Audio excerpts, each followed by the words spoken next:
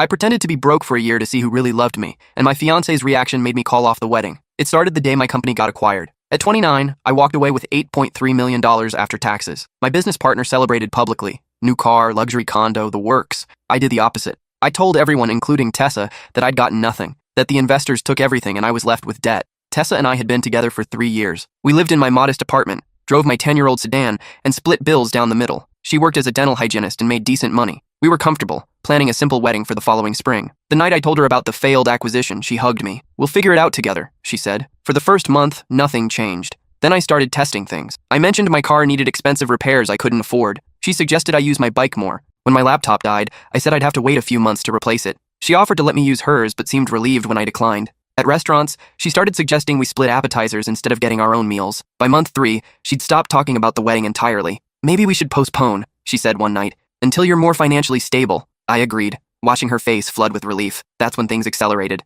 She started working late more often, going out with friends I'd never met, coming home smelling like expensive cologne that wasn't mine. When I suggested we do something together, she'd sigh about being tired or having plans. The real breaking point came when my uncle died. He was the only family I had left, and I was devastated. At the funeral, Tessa barely stayed an hour before claiming she had a migraine. I found her Instagram story later that night, at a rooftop bar downtown, cocktail in hand, laughing with some guy whose arm was around her waist. I started documenting everything after that. Her text messages to someone named Vaughn, complaining about being stuck with a broke loser. Photos of her at 5-star restaurants while telling me she was at her sister's house. Credit card statements showing purchases at jewelry stores and hotels. She'd opened a secret credit card I wasn't supposed to know about. The final straw came when she sat me down 6 weeks ago. "I think we need to take a break," she said, not quite meeting my eyes. "This situation is putting too much strain on our relationship. Maybe we should see other people for a while." I asked if there was someone else. She laughed, actually laughed. "Don't be paranoid. I just need space to figure out what I want." What she wanted, I discovered, was Vaughn. He owned 3 car dealerships and had just bought a lake house. She'd been seeing him for 5 months. Last week, I invited her to lunch at the cafe where we'd had our first date. She showed up 20 minutes late, checking her phone constantly. I slid a folder across the table. Inside were printouts, her messages, her lies,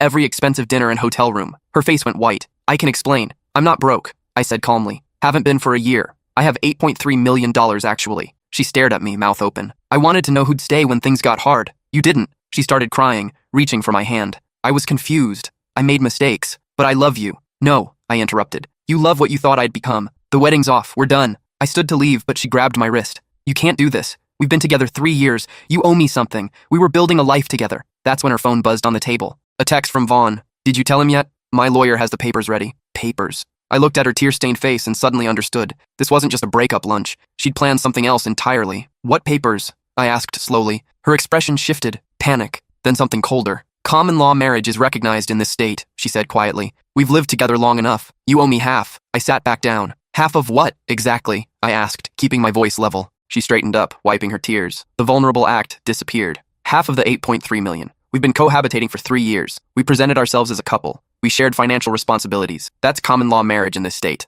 I pulled out my phone and opened my notes app, scrolling through the research I'd done months ago when I first suspected where this might be heading. "Interesting theory," I said. "Except this state actually abolished common law marriage in 1996. Any common law marriages have to have been established before that date to be recognized." Her face flickered with uncertainty. "Vaughn's lawyer said..." "Vaughn's lawyer is either incompetent or you misunderstood him," I interrupted. "But let's say, hypothetically, that you had any legal claim to my money. You'd still have a problem." I pulled out another folder from my bag. This one was thicker. "I've documented every instance of your infidelity over the past 5 months. Text messages, photos, hotel receipts, restaurant bills. I've got timestamps showing you were with Vaughn when you told me you were elsewhere. I've got your Instagram stories proving you lied about where you were during my uncle's funeral." Her hands started trembling. "In the event of a contested divorce, or any financial dispute between cohabitating partners, infidelity matters, especially when you can prove the unfaithful partner was actively deceiving the other while planning to make financial claims." "You're bluffing," she said, but her voice wavered. I slid the folder across to her. She opened it, and I watched the color drain from her face as she flipped through page after page of evidence. "That's not even all of it," I continued. "I've got video footage from the apartment building's security cameras showing Vaughn entering our apartment on 3 separate occasions when I was at work. I've got credit card statements showing you paid for hotel rooms with the card you thought I didn't know about. I've got..." "Stop." Her voice was barely a whisper. "No, I don't think I will." I leaned forward. "You want to know the really interesting part? I consulted with 3 different attorneys over the past 2 months. Not because I thought you had any legitimate claim to my money, but because I wanted to be prepared in case you tried something like this." I pulled out a 3rd document. "This is a cohabitation agreement backdated to when we first moved in together. It clearly states that all assets brought into the relationship remain separate property. It has your signature on it." Her eyes widened. "I never signed that." "Actually, you did. Remember that lease renewal form I asked you to sign last year? The one I said the landlord required? You signed 3 documents that day. 2 were lease-related. One was this. It wasn't entirely true. I'd only had my lawyer draft the cohabitation agreement a month ago after I caught Tessa meeting with Vaughn's lawyer, but she didn't know that, and the signature was hers. I'd carefully traced it from one of the lease documents. Technically fraud, but she'd never be able to prove it unless she wanted to take me to court, which would mean exposing her own attempted fraud. She stared at the document, her mouth opening and closing. "You son of a bitch," she finally said.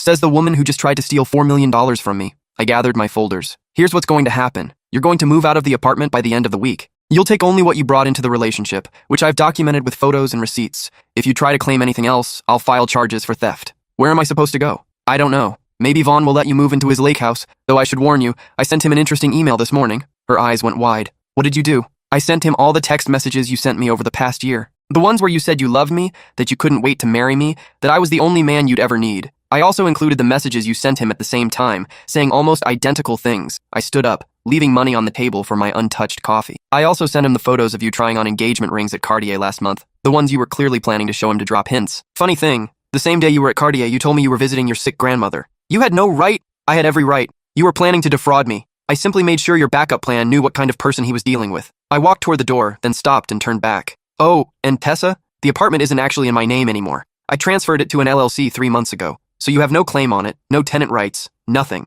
The locks will be changed on Friday at 5 p.m. Make sure you're out by then." I left her sitting there, staring at the evidence of her own betrayal spread across the table. My phone started ringing before I even made it to my car. It was Vaughn. I answered. "Hello, Vaughn. Tess has told you about our conversation?" "You lying piece of shit." His voice was pure rage. "You pretended to be broke. What kind of psycho does that? The kind who wants to know if his fiancée actually loves him or just his bank account. Looks like I got my answer. But I appreciate you calling. Saves me the trouble of reaching out. Listen here, you... No, you listen." My voice went cold. "I know you've been sleeping with my fiancée for 5 months. I know you were planning to help her defraud me. And I know your divorce from your second wife was finalized exactly 2 months before you started seeing Tessa." Silence on the other end. "That's right. I did my homework on you too. I know that your dealerships are leveraged to the hilt. I know you're underwater on that lake house. I know you're looking for a quick infusion of cash, and you saw Tessa as an easy mark to get access to my money. That's not... Save it. Here's what I'm offering you. Walk away from Tessa. Never contact her again. Never contact me again. And I won't send the evidence I have of your conspiracy to commit fraud to your business partners and the state attorney general. You can't prove conspiracy. Can't I? I've got text messages between you and Tessa discussing how to maximize her claim against my assets. I've got emails between you and your lawyer discussing the common law marriage strategy, which, by the way, your lawyer knew wouldn't work. That's conspiracy to commit fraud, and your lawyer could be disbarred." More silence. "Or," I continued, "you can roll the dice. See if your already struggling businesses can survive the negative publicity and potential criminal investigation. Your choice." He hung up without another word. I drove home. To my new home, actually. I'd bought a house 4 months ago under the LLC's name. 3 bedrooms, beautiful yard, in a neighborhood Tessa had always wanted to live in. She'd never know I owned it. When I walked in, my business partner Alex was waiting in the living room with 2 glasses of whiskey. "How'd it go?" he asked, handing me a glass. "Better than expected. She actually tried the common law marriage angle, just like we predicted." Alex laughed. "I still can't believe you called this a year ago. When you first told me you were going to pretend to be broke, I thought you were paranoid." "Cautious," I corrected. "There's a difference. We'd met in college, started our tech company in his parents' garage 7 years ago. When the acquisition offer came through, we'd both been ecstatic, but Alex had been engaged once before, to a woman who left him the moment his first startup failed. He understood why I needed to test Tessa." "So, what's next?" Alex asked. "Nothing. It's over. She'll move out, probably try to reconcile with Vaughn, realize he wants nothing to do with her, and move on with her life. That's it? After everything she did, everything she tried to do, you're just letting her walk away?" I took a sip of whiskey. "I'm not letting her walk away. I'm choosing not to destroy her. There's a difference. She lost me, she lost Vaughn, and she's about to lose the comfortable life she thought she was entitled to. That's punishment enough, but I was wrong. It wasn't over. 3 days later, I came home to find my apartment ransacked. Not robbed, ransacked. Drawers pulled out, papers everywhere, couch cushions slashed, and spray painted across my bedroom wall in red paint. Liar. I called the police. They took photos, dusted for prints, and asked if I had any enemies. "My ex-fiancée," I said. "I broke up with her 4 days ago. She was supposed to move out by Friday. They went to question her. She had an alibi. She was at work during the time the vandalism occurred. Multiple coworkers confirmed it, but I knew it was her, or someone she'd hired. The officer gave me her new address. She moved out yesterday, staying with a friend, she said. After the police left, I assessed the damage. Most of it was cosmetic, replaceable. But then I went to check my home office. My filing cabinet had been pried open. The drawer where I kept important documents was empty. I'd backed everything up digitally, kept copies in a safety deposit box. But she'd taken the originals of our lease, utility bills, and several other documents that showed we'd lived together. She'd also taken every photo album from our 3 years together. My phone rang. "Tessa, looking for something?" she asked sweetly. "Breaking and entering is a felony, Tessa. I have no idea what you're talking about. I was at work all day. But it's funny. I was going through some old photos and documents I'd forgotten I had. Evidence of our long-term domestic partnership, the kind of evidence that might interest a civil court. You can't, can I? Maybe common law marriage isn't recognized here, but palimony is. Long-term domestic partnerships where one party supported the other, or where there was an implied promise of continued support. I've got 3 years of photos showing us as a committed couple. I've got our lease showing we presented ourselves as a domestic unit, and I've got something else. My stomach dropped. Remember that cohabitation agreement you say I signed? I had it examined by a handwriting expert. Turns out the signature doesn't quite match my usual signature. Looks like someone might have traced it. I'd underestimated her, or overestimated my ability to forge her signature well enough to pass expert scrutiny. That's fraud, she continued. Attempting to create a legal document with a forged signature. I could report you to the police, or to the state bar since your lawyer presumably knew about it, or what? Or you pay me to go away, let's say $500,000, a fraction of what you have, but enough for me to start over and enough to make sure I never have to see you again. That's extortion. That's negotiation. You have until Friday to decide. Otherwise, I file a palimony suit and report the forged signature to the police. Even if you win in court eventually, imagine the legal fees, the time, the publicity. Everyone will know you're the guy who faked being broke to test his fiancée. How will that look? She hung up. I sat in my destroyed apartment and realized I'd made a critical error. I'd assumed exposing Tessa would be enough to make her slink away. Instead, I'd cornered her, and a cornered person becomes dangerous. I called my lawyer immediately. She's right about the palimony, he said after I explained the situation. It's a long shot, but she could make a case. And the forged signature, he sighed. That was incredibly stupid. I told you not to do that. You told me it was risky. You didn't tell me not to do it, because I assumed you'd have the common sense not to forge a legal document. If she can prove that signature is forged, she could file criminal charges. Fraud, forgery, those are serious crimes. So what do I do? Honestly, you might want to consider paying her. $500,000? For what? Being a bad person? For making a mistake when you tried to trap her. Look, I get it. She's terrible. But you're not exactly clean here either. You lied about your finances, you forged her signature on a legal document, and now she has leverage. Sometimes the smart move is to cut your losses. I hung up and sat in the dark. $500,000. It was less than 10% of what I had, but it felt like letting her win. Like rewarding her for being exactly the kind of person I'd suspected she was. But my lawyer was right. A court case would cost me time, money, and reputation. Even if I won, I'd lose. I called her back. I'll pay you $300,000. In exchange, you sign a non-disclosure agreement. You never speak about our relationship, about the money, about anything. You disappear from my life completely. $500,000 and the NDA, she countered. Take it or leave it. I wanted to refuse. I wanted to call her bluff, take my chances in court. But I thought about Alex, about how his ex had dragged him through a 6-month legal battle that cost him $80,000 in attorney fees. I thought about the stress, the distraction from building my new life. $400,000, I said. That's my final offer. She was quiet for a long moment. Fine, $400,000, but I want it in cash. Cashier's check. Take it or leave it. Deal. Tomorrow at noon. Same cafe. I showed up the next day with the check and the NDA. Tessa was already there, looking smug. She read through the NDA carefully, then signed it. I handed her the check. Pleasure doing business with you, she said, tucking it into her purse. I stood to leave, but she grabbed my wrist, the same way I tried to leave the last time we met. You know what the funny thing is? She said. I actually did love you, at first, but somewhere along the way, you became boring, safe, and when you told me you'd lost everything, I realized I didn't love you enough to stay poor with you. Maybe that makes me shallow, but at least I'm honest about what I want. You're not honest, I said, pulling my hand away. You're just a coward who's finally admitting what you've been hiding all along. I left her there with her check and her self-justifications. For the next 2 weeks, I tried to move on. I threw myself into planning my next business venture. I started dating again. Casual, nothing serious. I repainted my bedroom wall and replaced the slashed couch cushions, but something nagged at me. The way Tessa had been so confident, so prepared with the handwriting expert and the palimony strategy. It felt too sophisticated for her to have come up with alone. I started digging into Vaughn's background more thoroughly, and that's when I found it. Vaughn had been married 3 times. His first marriage ended in a simple divorce, but his second marriage ended with a palimony lawsuit filed by a woman he dated before the wedding. That lawsuit had cost him $200,000 to settle. His third marriage, the one that ended 2 months before he met Tessa, had ended with his wife claiming he'd hidden assets during the divorce. She'd sued, and he'd settled for an undisclosed amount. Vaughn wasn't just a cheater. He was a con artist who specialized in financial manipulation, and he'd taught Tessa everything she knew. I pulled up the NDA she'd signed. It prevented her from talking about our relationship, but it didn't prevent me from investigating whether our breakup had been part of a larger pattern. I hired a private investigator, the same one I'd used to follow Tessa during our relationship. His name was Dennis, a former police detective who'd gone private after retirement. Find out everything about Vaughn's previous relationships, I told him, especially the financial aspects, and find out if he's targeted anyone else recently. Dennis called me 3 days later. You're going to want to see this in person. We met at his office. He spread out a dozen files across his desk. Vaughn Herrera, Dennis said, tapping the first file. Age 43. Owns 3 car dealerships that are barely breaking even. He's been married 3 times, engaged twice more before those marriages.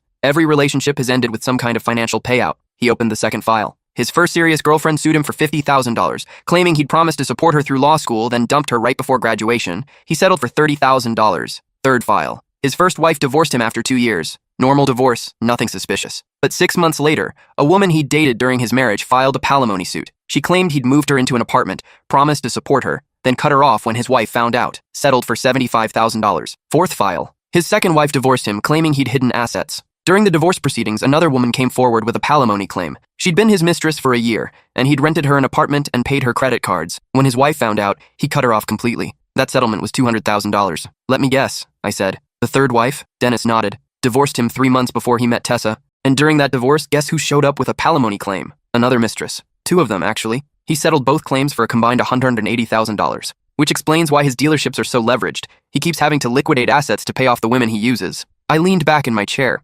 So, Vaughn has a pattern of getting involved with women, making financial promises, then dumping them and getting sued. And somehow they always end up with a payout. It gets better, Dennis said, opening another file. I talked to his second wife. She said Vaughn taught her everything about how to maximize her claims during the divorce. He actually helped her understand which assets she could go after, how to document their lifestyle, what kind of evidence she'd need. Why would he do that? Because he gets off on it. Control, manipulation, the game of it all. His second wife said he treated it like a sport, seeing how much he could get from women and how little he'd have to pay them when things ended. She said he used to brag about teaching his girlfriends how to protect themselves financially, then acting shocked when they actually used that information against him. I thought about Tessa's sudden sophistication in threatening me, the handwriting expert, the palimony strategy, the precise negotiation tactics. He coached her, I said. He taught her exactly what to do to get money from me. Almost certainly, Dennis agreed. And here's the kicker. I talked to one of his other ex-girlfriends. She said Vaughn deliberately targets women in relationships with wealthy men. He seduces them, teaches them how to extract money from their partners, then takes a cut of whatever they get. My blood ran cold. Tessa gave him part of the $400,000.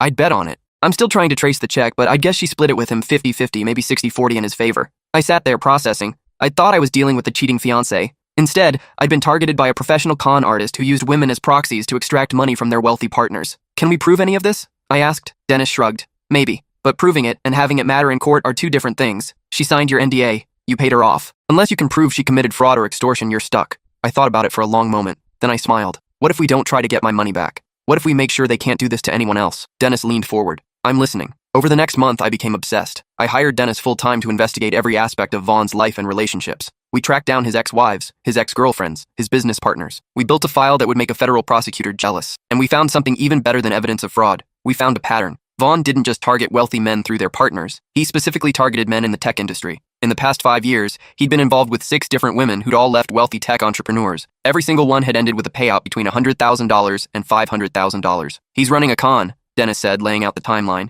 He identifies wealthy tech guys through social media, business news, acquisition announcements. Then he targets their wives or girlfriends, always women who seem unhappy or unsatisfied. He seduces them, teaches them his playbook, helps them extract money and takes his cut. And then what? They just disappear? Usually. Sometimes he keeps stringing them along for a while, but eventually he moves on to the next target. The women think they're in love with him, that they're going to run off together, but he's just using them. I thought about Tessa, about the way she'd looked at me when she said she actually loved me at first. Had any of it been real? Or had Vaughn been playing her from the start? Where is she now? I asked. Dennis pulled out his phone. Still in town? Living in an apartment downtown? Expensive place? Way nicer than she could afford on her dental hygienist's salary. Vaughn's been seen going in and out. And the money? $400,000 went into her account. 3 days later, $200,000 was wired to an account in Vaughn's name. The remaining $200,000 is still in her account, so I'd been right. She'd given him half. What's our move? Dennis asked. I thought about it. I could go to the police, but what would I report? That my ex-fiancée cheated on me and I paid her to go away? That wasn't a crime? That she split the money with her boyfriend? Also not a crime. Unless we could prove Vaughn had been coaching her all along.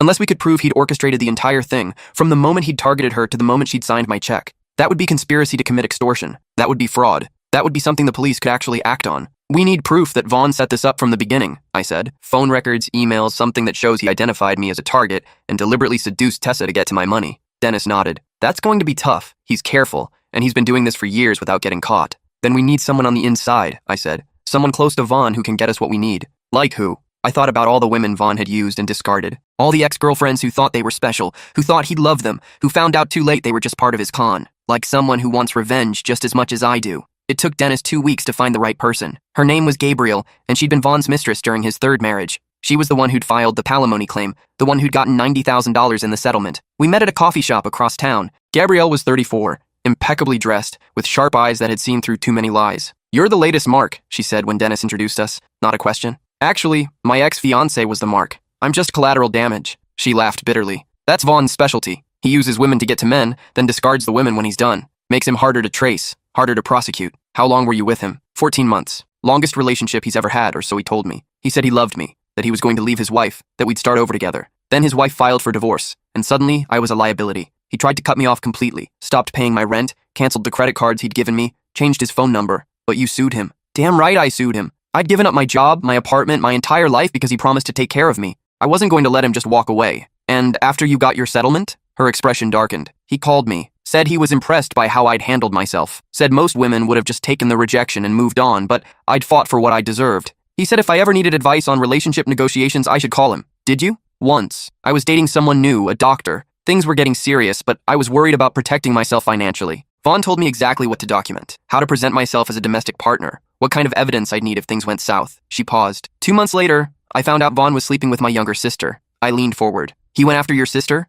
Oh, it gets better. My sister was dating a hedge fund manager at the time. Vaughn seduced her, coached her through breaking up with the guy, helped her negotiate a settlement. She got $150,000, and then Vaughn disappeared from her life too. Did your sister give him a cut? Half, and she didn't even realize she'd been used until I showed her the pattern. By then, he was already gone, already on to his next target. I pulled out my phone and showed her a photo of Tessa. Recognize her? Gabriel studied it for a long moment. No, but she looks like his type. Pretty, professional, just insecure enough to be vulnerable to his attention. She's my ex-fiancée. Vaughn started seeing her about a year ago, right after I told her I'd lost all my money in a business deal. She thought she was leaving me for someone better. She didn't realize she was being recruited. Recruited for what? To get money from me. He coached her through extorting $400,000, then took half of it. Gabrielle's eyes flashed with anger. And let me guess, she thinks they're in love? She thinks they're going to run away together and start a new life? Probably. They always do. That's the whole point of Vaughn's con. He makes these women fall in love with him, convinces them they're special, gets them to do his dirty work, and then vanishes. Some of them figure it out eventually. Most just think the relationship didn't work out and move on with their payout money, never realizing they were played. I want to stop him, I said. And I want to get back at Tessa for what she did. But I need proof that this was all orchestrated from the beginning. I need evidence that Vaughn deliberately targeted her to get to me. Gabriel considered this. What's in it for me? The satisfaction of watching him go down. And maybe some financial compensation for your time and risk. How much? $50,000 if you can help me get the evidence I need to prosecute him. She thought about it for exactly 3 seconds. I want $75,000, and I want immunity from any charges that might come up related to my own settlement with Vaughn. I can't promise immunity. I'm not the DA, but you can pay for a lawyer to negotiate it for me. I glanced at Dennis, who nodded slightly. It was a reasonable ask. Deal, I said. What can you give me? Gabrielle smiled. Vaughn keeps records, detailed records, names, dates, amounts, strategies. He's arrogant enough to think he'll never get caught, so he documents everything like it's a business. He used to show me his portfolio of successful negotiations, bragged about how much money he'd helped women extract from their wealthy partners. Where does he keep these records? In his home office, in a safe, and I know the combination. My heart started racing. How? He had me memorize it in case of emergency, said if anything ever happened to him, I should go get the documents and destroy them. I think he was planning on using them as leverage if anyone ever tried to come after him. Will you go get them? That's breaking and entering. That's burglary. Not if you have permission to be there. Do you still have a key? No, he changed the locks after I sued him. I thought about it. What if he invited you over? Why would he do that? Because you have information about a new target. Someone wealthy, vulnerable, perfect for his next con. Gabrielle caught on immediately. You want me to pitch him on a new mark? Get invited to his place to discuss strategy. And while I'm there, I photograph everything in the safe. Exactly. She leaned back, considering. It could work. Vaughn loves recruiting people into his schemes. Makes him feel powerful. If I came to him asking for advice on a new relationship, claiming I needed his expertise, would he believe you? After what happened with your sister? That's ancient history to him. And he's arrogant enough to think I've forgiven him, or that I need him despite everything. Men like Vaughn always think they're irreplaceable. We spent the next hour planning. Gabrielle would reach out to Vaughn, claim she'd met someone new, a tech entrepreneur who just had a successful IPO. She'd say she needed advice on how to protect herself financially, maybe even how to ensure she'd get a payout if things went south. Vaughn would eat it up, and when he invited her over to discuss strategy, she'd get us the evidence we needed. 3 days later, Gabriel sent me a text. He took the bait. Meeting at his place tomorrow at 7 p.m. Dennis and I parked down the street from Vaughn's house the next evening. Gabriel wore a hidden camera disguised as a pendant necklace. We'd watch everything in real time from Dennis's laptop in his car. She knocked on Vaughn's door at exactly 7 p.m. He answered with a smile that made my skin crawl, the same smile I'd seen in photos with Tessa. Gabriel, it's been too long. Thanks for seeing me, Vaughn. I really need your help. They settled in his living room. Vaughn poured wine. Gabrielle launched into her fabricated story about the tech entrepreneur. Details we'd carefully crafted to seem real but vague enough that Vaughn couldn't verify them. He's worth about $15 million, Gabrielle said. But he's also cautious. Very cautious. I'm not sure how to position myself for the long term. Vaughn leaned forward, his eyes gleaming. Tell me more about him. How did you meet? What's his vulnerability? As Gabrielle spun her tale, I watched Vaughn's face. He was completely engaged, already planning how to exploit this fictional person. Here's what you do, Vaughn finally said. You need to establish a pattern of financial dependence. Start having him pay for things. Your rent, your car, your credit cards. Not all at once, but gradually. Frame it as him wanting to take care of you because he loves you, he continued.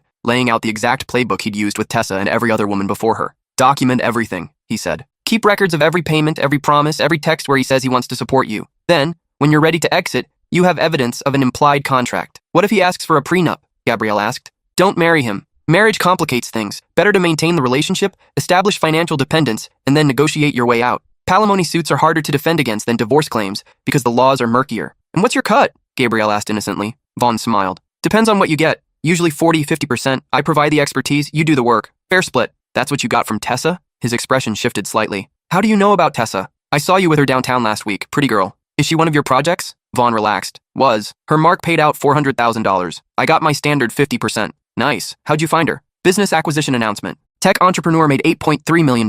I saw he had a girlfriend. Fiancée, actually. She was easy. Already insecure about the relationship, worried he'd trade up once he had money. I just had to make her feel special. Teach her how to protect herself, and let nature take its course. Gabrielle nodded appreciatively. You're good at this. I've had practice. Want to see my portfolio? My heart nearly stopped. Was he actually going to show her the records? Your portfolio? Success stories. Women I've helped, amounts they've secured, strategies that worked. It's all documented. Come on, I'll show you. He led her to his home office. The camera showed file cabinets, a large desk, and a wall safe. This is my insurance policy, Vaughn said, opening the safe. Every successful negotiation, every settlement, every strategy. If anyone ever comes after me, I've got evidence that these women were willing participants. Some of them even signed contracts agreeing to split their payouts with me. He pulled out a binder and opened it. The camera captured page after page of names, amounts, strategies, timeline details. It was everything we needed. Tessa Bennett, Vaughn said, flipping to a recent page. Engaged to tech entrepreneur. Target value, $8.3 million.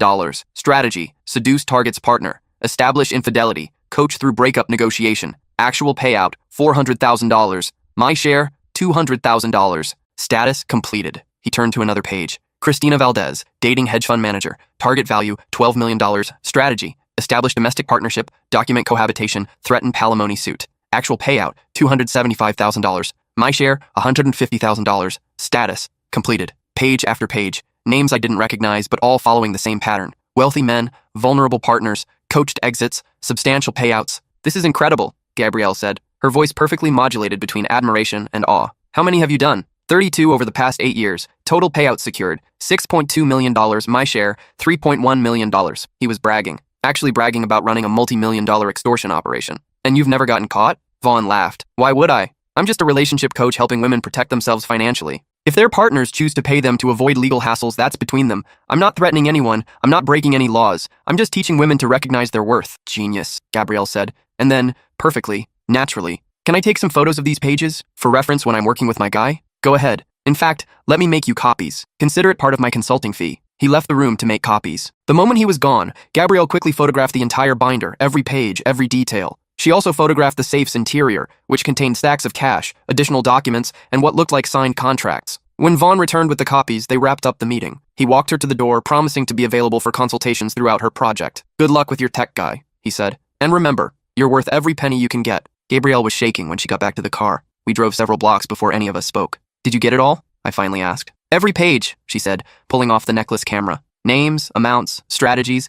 everything. And he admitted on camera that he coached Tessa specifically to get money from you. Dennis was already downloading the footage to his laptop. This is enough, he said. This is absolutely enough to prosecute. I watched the footage 3 times that night. Vaughn's calm admission that he'd targeted me through Tessa. The binder with 32 documented cases of what was essentially conspiracy to commit extortion. The contracts showing women had agreed to split their payouts with him. We had him. The next morning, I took everything to a lawyer who specialized in financial fraud. She reviewed the evidence, made copies, and then looked at me seriously. This is a criminal case, she said. You need to take this to the district attorney's office. What Vaughn is doing, coaching people to extort money, taking a cut of the settlements, that's conspiracy to commit extortion, possibly racketeering if we can prove it's an ongoing criminal enterprise. Will they prosecute? With this evidence? Absolutely. You've got him on video admitting to multiple crimes. You've got documentation of 32 separate cases. You've even got signed contracts showing he took money in exchange for coaching these women to commit extortion. This is a prosecutor's dream case. What about Tessa? The lawyer hesitated. That's trickier. She participated in the extortion, but she might also be considered a victim of Vaughn's manipulation. The DA will have to decide whether to charge her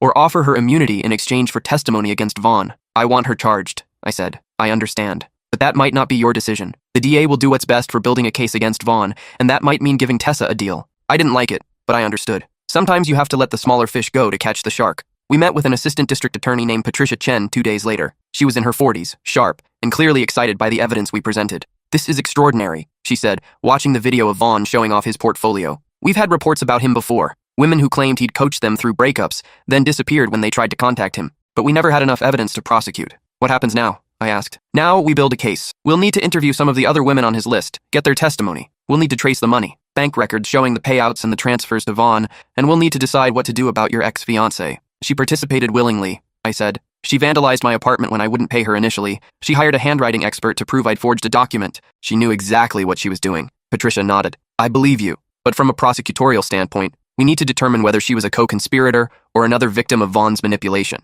If we can prove she knew about his other schemes, that he recruited her specifically to target you, then we can charge her as an accomplice. If we can only prove she was coached through one extortion attempt, we might offer her immunity to testify against Vaughn. She got $400,000 from me. She doesn't deserve immunity. I agree, but I need you to understand that my priority is convicting Vaughn Herrera of running a criminal enterprise. If that means giving Tessa Bennett a deal, I'll give her a deal. However, she leaned forward, if you're willing to wear a wire and confront her, we might be able to get her to admit she knew about Vaughn's pattern, that she knowingly participated in an ongoing criminal scheme. I didn't hesitate. When do we start? The plan was simple. I'd call Tessa, tell her I knew about Vaughn's other schemes, and offer her a chance to come clean before everything went public. We'd record the conversation. If she admitted knowing about Vaughn's pattern, if she implicated herself as a willing participant rather than a victim, we'd have enough to charge her alongside Vaughn. I made the call 3 days later, wearing a wire in Patricia Chen's office. Tessa answered on the third ring. What do you want? To talk. About you and Vaughn and the 31 other women he's coached through extorting their partners. Silence. I don't know what you're talking about. Yes, you do.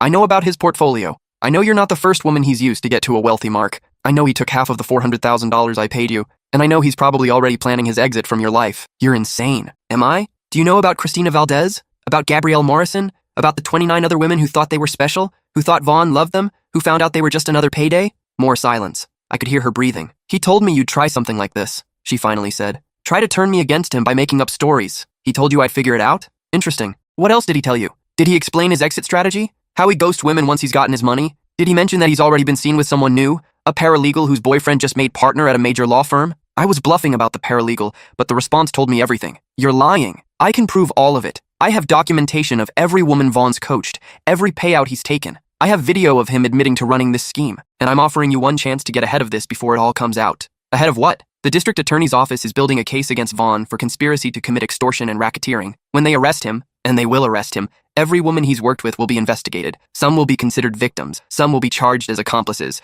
Which one you end up being depends on what you do next. I could hear panic in her breathing now. What do you want? The truth. Did you know about Vaughn's other schemes when he coached you to extort me? Did he tell you he'd done this before?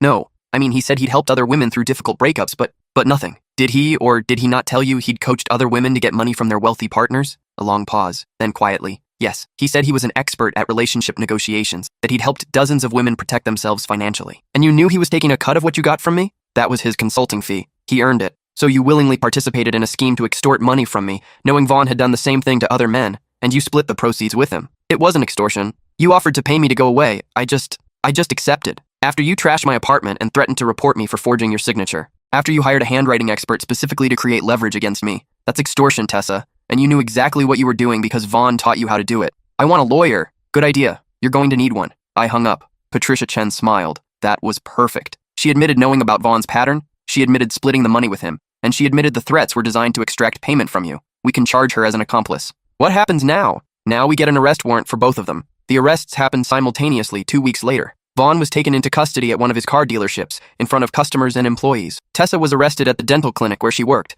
escorted out in handcuffs while her co-workers stared. The local news picked up the story that evening. Local businessman arrested for running multi-million-dollar extortion ring. Vaughn's photo was everywhere, along with details of his scheme. By the next morning, 3 more women had come forward. Women who'd been coached by Vaughn but hadn't been included in his portfolio. The DA's office was overwhelmed with tips and information. Tessa's lawyer reached out immediately, wanting to discuss a deal. Patricia Chen refused. Your client is going to trial, she told him. She's not a victim here. She's a co-conspirator. She knew about Herrera's pattern. She willingly participated in extortion, and she profited from it. If she wants to help herself, she can plead guilty and hope for leniency at sentencing. The trial took 8 months to prepare. During that time, I testified before a grand jury. So did Gabrielle and 15 of the 32 women from Vaughn's portfolio. Some were sympathetic. They genuinely believed Vaughn loved them and hadn't fully understood what they were participating in. Others were like Tessa, willing accomplices who'd known exactly what they were doing. The trial itself lasted 3 weeks. The prosecution presented the video of Vaughn showing his portfolio to Gabrielle. They presented testimony from his ex-wives and ex-girlfriends. They traced the money, showing how Vaughn had received transfers totaling over $3 million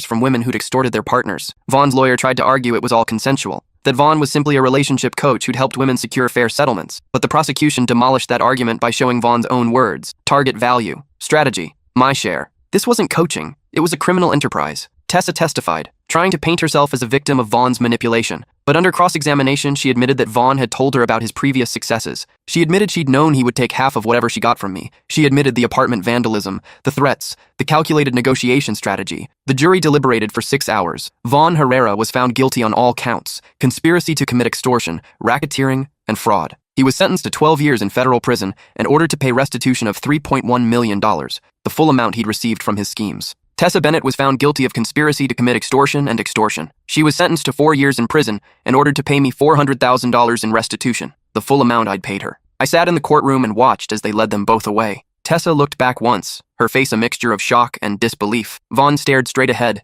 his expression blank. After the sentencing, Patricia Chen found me in the hallway. "You okay?" she asked. "I will be. Thank you for taking this seriously. Thank you for bringing it to us. Herrera might have gone on for years if you hadn't decided to fight back." I nodded, but something still bothered me. "The $400,000 restitution from Tessa," I said. "She doesn't have that money anymore. Vaughn took half, and I'm guessing she spent the rest. Probably. But the judgment stands. She'll have to pay it back eventually, even if it takes her whole life. Garnished wages, seized assets, whatever it takes. And the $200,000 that went to Vaughn? That'll be paid back as part of his restitution to all his victims. You'll get your full $400,000 back eventually. Some from Tessa, some from Vaughn."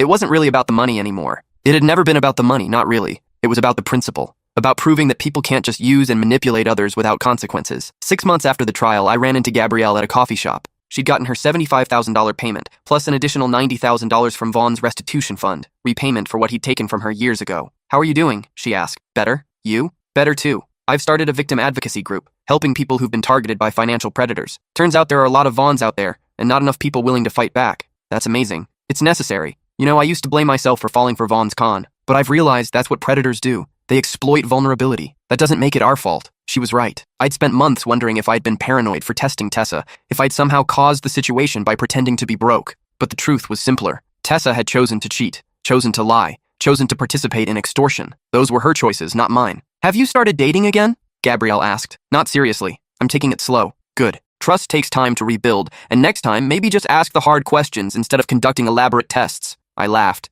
"Yeah, probably a better approach." We talked for another hour, comparing notes on our recovery from being targeted by predators. It was therapeutic in a way I hadn't expected. Someone who truly understood what I'd been through. When I left, I felt lighter than I had in over a year. 3 months later, I got a letter from Tessa. It had been forwarded through the court system. She wasn't allowed to contact me directly due to the restraining order I'd filed. The letter was 2 pages long, handwritten in her familiar script. She apologized. She explained how she'd fallen for Vaughn's manipulation, how she'd convinced herself she deserved the money because she'd spent 3 years with me. She talked about her therapy in prison, about understanding how she'd rationalized her choices. "I was selfish and cruel," she wrote. "I betrayed someone who loved me because I was too weak to handle the thought of being with someone who didn't have money. That's not your failure. It's mine." She said she was working in the prison library, that she'd started taking business classes, that she was trying to become someone better than the person she'd been. "I know I can never make this right," the letter concluded, "and I'm not asking for forgiveness. I just wanted you to know that I understand what I did and why it was wrong. I'm paying for it now, and I'll keep paying for it for the rest of my life. You deserve better. I'm sorry I wasn't capable of being what you needed."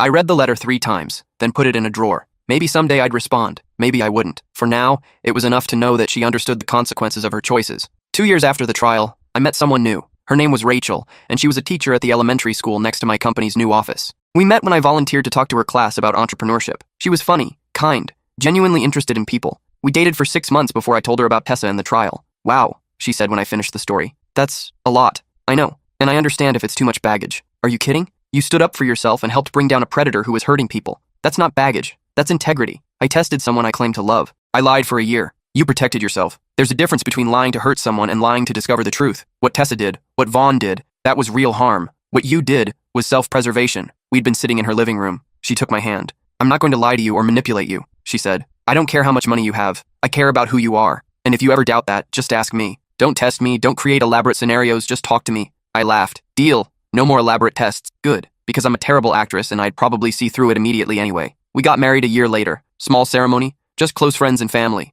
Alex was my best man. Gabrielle came, bringing her new boyfriend, an accountant she'd met through her advocacy work. At the reception, Alex pulled me aside. "Happy for you, man," he said. "You deserve this. Thanks. And thank you for supporting me through everything with Tessa. I couldn't have done it without you. That's what partners do. Besides, it makes for a hell of a story. Maybe you should write a book about it. How I caught a con artist by pretending to be broke." I don't think anyone would believe it. Are you kidding? It's got everything. Betrayal, revenge, justice. People love that stuff. Maybe he was right. Maybe someday I'd write it all down, share the lessons I'd learned about trust and manipulation and standing up for yourself. But for now, I was content to just live my life. I'd learned that you can't control whether people will betray you. You can only control how you respond when they do. And I'd learned that sometimes the best revenge isn't destroying someone. It's simply refusing to let them destroy you. 4 years after the trial, I received an email from the restitution office. Tessa had made her final payment. Between her prison wages, her post-release job, and wage garnishment, she'd paid back the full $400,000. It had taken her 4 years, but she'd done it. Vaughn's restitution was still ongoing. He'd be making payments for the rest of his life. I donated Tessa's restitution money to Gabrielle's victim advocacy organization. Let it help other people who'd been targeted by predators, who needed support standing up for themselves. My company's second venture was more successful than the first. I'd learned from my mistakes, built a stronger team, focused on sustainable growth rather than quick exits. Within 3 years, we were profitable. Within 5, we were industry leaders. Rachel and I bought a house, not a mansion, just a comfortable home with a yard for the dog we'd adopted and room for the family we were planning to start. Life moved forward, as it always does. Sometimes I still think about that day in the cafe when Tessa tried to claim common law marriage rights, when I'd realized just how thoroughly I'd been played, when I'd had to choose between accepting the extortion or fighting back. I'm glad I fought back. Not because of the money, not even because of the justice. I fought back because I refused to be a victim, and in the end, that made all the difference. 5 years after the trial, I got an unexpected call. It was from Tessa. "I know I'm not supposed to contact you," she said when I answered. "The restraining order expired last month, and I just wanted to call. I understand if you hang up." I didn't hang up. I was curious. "What do you want, Tessa?" "Nothing. I don't want anything from you. I wanted you to know that I finished paying back the restitution. All of it. I know. I got the notification." "Right. Of course you did." She paused. "I also wanted to tell you that I'm engaged." "Congratulations. His name is Owen. He's a teacher. He doesn't have much money, but he's kind and patient, and he knows everything about my past." I told him the whole story, what I did to you, the trial, everything, and he stayed. "I'm happy for you." "Are you? Really?" I thought about it. Was I happy that Tessa had found someone? That she'd apparently changed? "Yeah," I said finally. "I am. What you did to me was terrible, but you paid for it, literally and figuratively. You did your time, you paid your restitution, and you're building a better life. That's all anyone can ask." "I'm not asking for forgiveness," she said. "I know I don't deserve it. I just wanted you to know that I'm not that person anymore. Prison, therapy, rebuilding my life from nothing, it changed me. I understand now how toxic I was, how much I hurt you. I appreciate that. Are you happy? You and Rachel, right?" "Yes, very happy." "Good. You deserve to be happy. You always deserved better than what I gave you." We talked for a few more minutes, then said goodbye. I hung up feeling something I hadn't expected. Closure. Tessa had been terrible to me. She'd cheated, lied, and tried to extort me. But she'd also paid the price and apparently learned from it. She'd become someone better. And that was the best outcome any of us could hope for. Not revenge, not punishment, but actual change. I told Rachel about the call that evening. "How do you feel?" she asked. "Weirdly okay. Like a chapter of my life that I thought would always be unfinished finally has an ending. A good ending? A realistic one. She's not the villain of my story anymore. She's just someone who made terrible choices and had to live with the consequences. Just like Vaughn's just a con artist serving his sentence. They're not larger than life anymore. They're just people who did bad things and got caught." Rachel kissed my forehead. "You've come a long way from the guy who wanted to destroy his ex-fiancée." "Yeah, well, destroying people is exhausting. Building things is more fun." And it was. I'd built a successful company, a happy marriage, a life I was proud of. I'd helped bring down a predator and prevented him from hurting others. I'd learned who I could trust and what I valued. The test I'd created, pretending to be broke, had been manipulative. I could admit that now. But it had also revealed a truth I needed to know. Not just about Tessa, but about myself. I'd learned I had the strength to fight back when someone tried to hurt me. I'd learned I could be strategic, patient, and resilient. I'd learned that justice sometimes takes time, but it's worth pursuing. Most importantly, I'd learned that the opposite of a bad relationship isn't revenge. It's a good relationship. One built on honesty, trust, and genuine connection. And I had that now. 10 years after the acquisition that started everything, I sat in my home office and reflected on how much had changed. The $8.3 million that had seemed so important back then had grown through smart investments. But more importantly, my life had grown. Rachel and I had 2 kids now, a daughter named Maya, age 5, and a son named Ethan, age 3. My company had gone public and was valued at over $200 million. I'd learned to lead with integrity, to build teams based on trust, to create value rather than just chase profit. Gabrielle's victim advocacy organization had grown too. She'd helped over 500 people navigate financial manipulation, domestic abuse, and relationship fraud. She'd become a national speaker on the topic, and her organization had influenced legislation in 3 states. Alex and I were still partners, still friends. He'd married a woman he met through a matchmaking service, after thoroughly vetting both her and the service. We laughed about our shared paranoia sometimes, but we both understood that caution wasn't paranoia when it came to protecting yourself. Vaughn had 7 more years on his sentence. He'd tried to appeal twice, both attempts denied. According to reports, he spent most of his time in the prison library, reading law books and writing appeals that went nowhere. Tessa had married Owen and was teaching dental hygiene at a community college. She'd written a book about her experience, not a tell-all. but an honest examination of how she'd rationalized her choices and what she'd learned. The proceeds went to restitution for Vaughn's other victims. We'd never be friends, but we'd both moved on. I closed my laptop and went downstairs. Rachel was in the kitchen, helping Maya with homework while Ethan built block towers on the floor. "Daddy!" Maya called out. "Mom says you used to test people's math by pretending you didn't know the answers. Is that true?" Rachel laughed. "I said he used to test people in general. Math is your interpretation." "It's true," I admitted, "but I don't do that anymore. I learned that testing people usually just creates problems. It's better to be honest and trust people until they give you a reason not to." "What if they lie?" Maya asked. "Then you learn from it and move forward. You can't control whether people will lie to you. You can only control how you respond." "That's boring," Maya declared. "I like tests. Like when I test if Ethan will cry when I take his toys." "That's not testing. That's being mean," Rachel said, but she was smiling. I sat down on the floor next to Ethan and helped him build his tower higher. This was what mattered. Not revenge, not proving I was right, not even justice, really. Just this: family, trust. Building something good from the wreckage of something bad. The money was nice. The successful company was satisfying. The sense of justice from the trial was important. But this, my daughter doing homework at the kitchen table, my son building towers, my wife laughing at our chaos, this was what I'd been fighting for all along. Not revenge, just the chance to build a life worth living. And I'd succeeded.